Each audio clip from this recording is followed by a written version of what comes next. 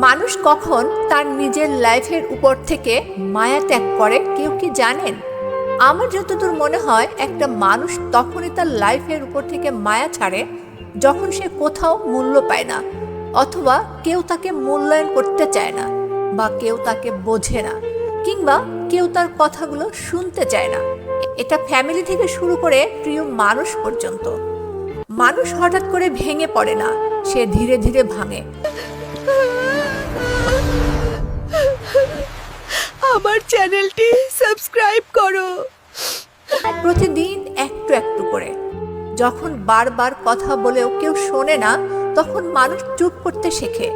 যখন বারবার চেষ্টা করেও গুরুত্ব পায় না, তখন সে নিজেকেই গুরুত্বহীন ভাবতে শুরু করে।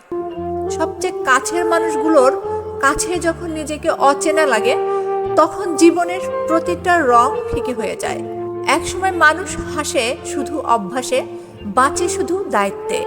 ভেতরে ভেতরে সে আর কিছুই আশা করে না, কিচ্ছু চায় না।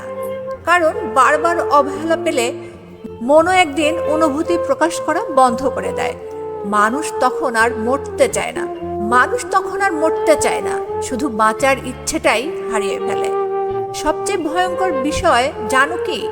এই পরিবর্তনটা কেউ টেরও পায় না।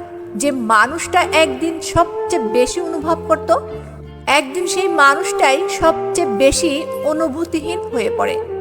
আর তখনই সে নিজের জীবনটার উপর থেকে মায়া ছাড়ে।